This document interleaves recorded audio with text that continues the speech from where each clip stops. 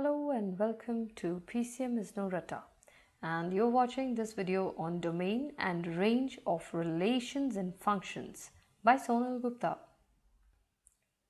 In order to understand what is a relation, let's look at this example here. We've taken a table where you can see that here is the time mentioned 0 to 1 hours. Then the parking rate, the charges are 10 rupees. If the time is 1 to 2 hours, the charges are 20 rupees, and so on up to 12 to 24 hours, the charges are 150. So in the table, we see that the total parking charges, they are dependent on the time. That means the parking charges are related to the time.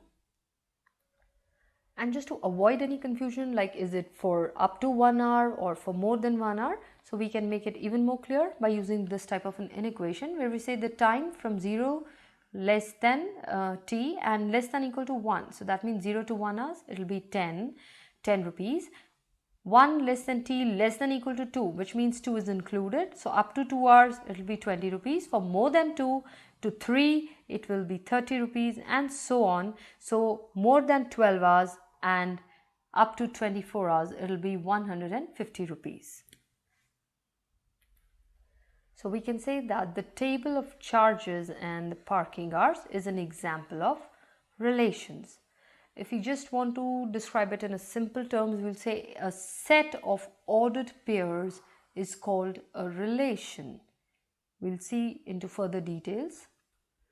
So in the simplest term, I would prefer to define relation is any set of points which connect two variables, like so just as an equation we have x is equal to 2y minus 1 or something like that.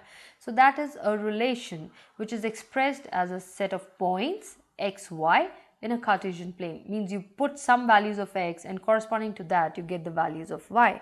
That is a relation. And after understanding that what is a relation, the next thing that comes up is what is the domain and range of a relation.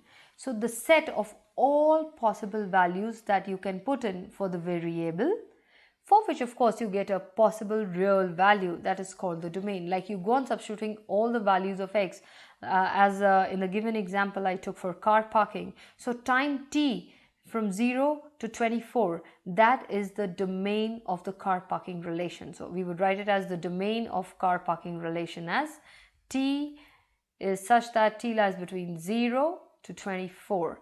And what is the range? So the range of that car parking relation, that is indicated by the charges based on the time. So range is therefore 10, 20, 30 and so on up to 150.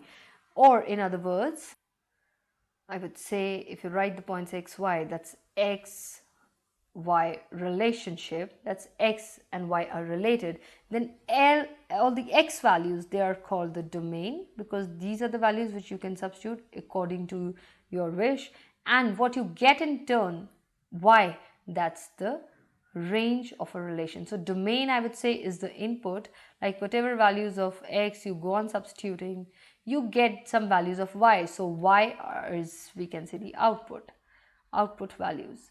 So output values are the range and the input values are the domain. Or out of x and y coordinates, x represents the domain and y represents the range of a relation. And if we talk about a function, nothing different from a relation, it's just a special type of a relation in which the different ordered pairs cannot have same x value or same first coordinate. So when I say that, that means for every single value of x, there is gonna be only one value of y. So you cannot have two values of y corresponding to one value of x. For example, if I say a relation is given as an equation, and on substituting the values of x, I get one and only one value of y, then the relation is a function. Let's look at this example. So for example, I have the relation here, y is equal to 3x minus 1. And if we substitute any value of x, you will get one and only one corresponding value of y. You can check that out. So for whatever values you go on inputting for x, you will get one value for each value of x. But a relation like x is equal to y square, this is not a function, because For if you substitute the x as 4, then y is plus minus 2. So you have two values of y for a given value of x. Thus, we can say that every function is definitely a relation because it's a special type of a relation. So every function is a relation, but every relation is not a function, right? Every relation is not a function. A relation will be a function only if for every one input value of x, you have only one value of y, and the domain and range for functions will also be the same like x and y. So x is going to be the domain and y is going to be the range. So let's just look at this example here. So I have a graph.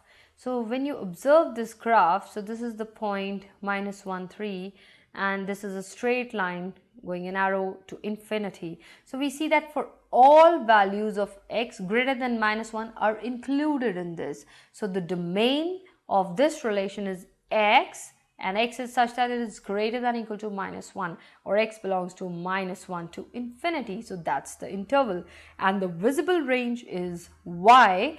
Y is definitely greater than -3 and greater than or equal to -3, so it's included from -3 up to infinity. So this is how we can find the domain and range of a function, because it starts from -1 and then continues. So the domain is -1 to infinity, both included, and y, the range is -3 to infinity.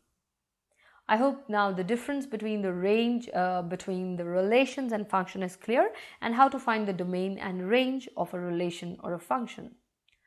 Keep watching and follow us at PCMINR.com on Instagram and Facebook. Thank you.